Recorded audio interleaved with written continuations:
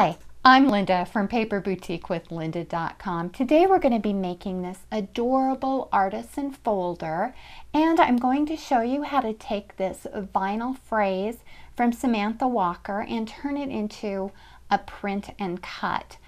We're going to concentrate on making the vinyl wall art into a print and cut, but if you're interested in learning more on how to use digital paper in your Silhouette Cameo or how to do a print and cut or printer's bleed, be sure to visit my YouTube channel to see my video on using digital paper in your Silhouette Cameo. I love this project. Let me open it up and show you. I just did a cute to-do list, and if you Google free to-do lists, you can find tons of different free printables and you can size them to fit your project.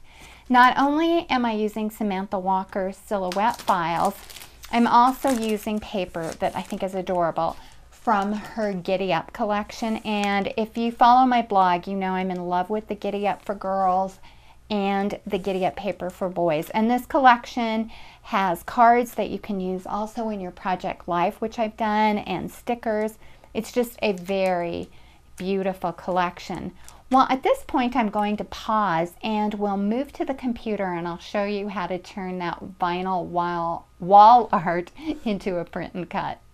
Today I'm using Windows 7 on my PC and the Silhouette Designer Edition software. I love the Designer Edition and highly recommend it.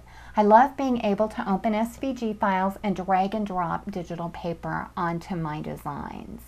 Today we're going to be using this wonderful Wish vinyl phrase from Samantha Walker and Samantha Walker's Artisan file. You can purchase both of these through the Silhouette online store. What we're going to concentrate on today is turning this vinyl phrase into a print and cut. If you'd like more information on how to use digital paper in your Silhouette Cameo, or if you'd like more information on how to do print and cuts and use printer's bleed, also see my YouTube channel to watch the video titled Using Digital Paper in Your Silhouette Cameo. Well, when you purchase these files and you open the Wish file, it will open to this size. Also, the Artisan file folder will open to this exact size. I wanted it a little bit smaller for just a cute little to-do list. So all you will do is click on the corner and size it to meet your needs. And I'm just going to move this one out of the way because I'll just center that. I've already sized it. The fun thing about using software with your Silhouette Cameo is that you can size it to any size. For those of you that would like to make it the same size as mine, my dimensions were 10.1 inch by 8.795 inches. Next, I wanted to resize the phrase to fit my folder, and you could bring the phrase over and just fit it onto the folder and then draw a rectangle around it. But what I like to do is draw a rectangle, and let me just move that. And I wanted it in the center, so I just measured my rectangle. To draw a rectangle, I clicked on the rectangle tool, held the left mouse button down, and then I drug my mouse to the shape I wanted.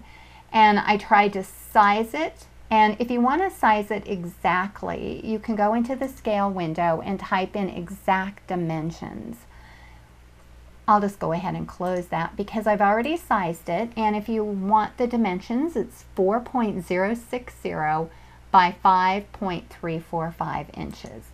Next, I took the phrase and put it over the top, and then I just clicked on the image and used my mouse to just shrink it down into size by holding the mouse, my left mouse button, and I did it approximately. Now you can move this around and kind of eyeball it, but if you want to make sure it's centered, you can click on this image, hold the shift key down, click on the image behind it, the rectangle, and then go to your align and hit center. And then, I don't know if you saw that, but it was off just a little. So it went ahead and centered it.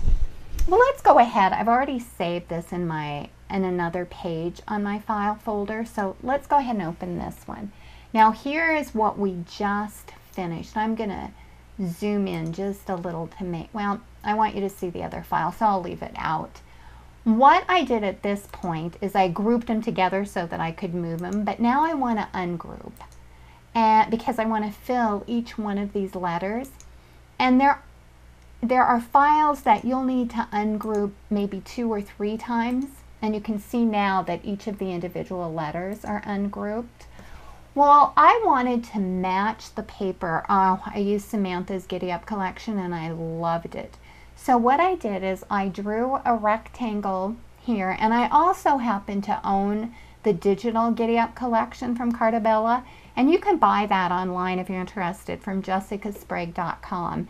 And like I said earlier, we're really not going to talk about importing the digital paper at this time, but I just wanted to show you this quick technique. Well, I'm going to go ahead now and I want to close the align, and we'll open the fill color. Now I'll go ahead and click on the Y, and then I'll click on this eyedropper tool, and you can see the different colors as I'm going over that image.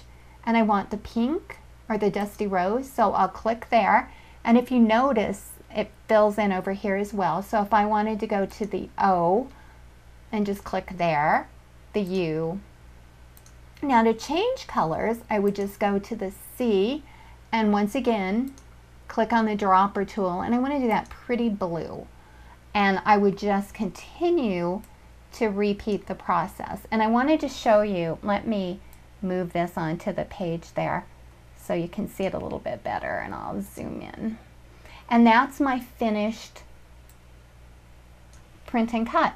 What I do from here then is I would go ahead and put this through I'd send it to the printer, make sure that this cut line was not enabled, print it with registration lines, reinsert it into my Silhouette Cameo, select this outside edge to cut, and we would have a perfect rectangle. And once again, all of those directions are detailed in the video called Using Digital Paper in Your Silhouette Cameo. Well, let's pause for a moment and we'll get back together and I'll show you how to assemble the final product. Well, here is our final product. And all I did to assemble this cute file folder is there's a tab on this side and a tab on this side. And I like to use Scotch Quick Dry Adhesive on my projects because it's a very durable adhesive. And that's all there was to it. And I just cut some paper to fit in this side. And then I added the rectangle that we just did, the print and cut, and I added some dimensional dots underneath it, and the project was finished. It was super fun and easy. Well, be sure to visit my blog, paperboutiquewithlynda.com, for more projects and ideas. Bye-bye.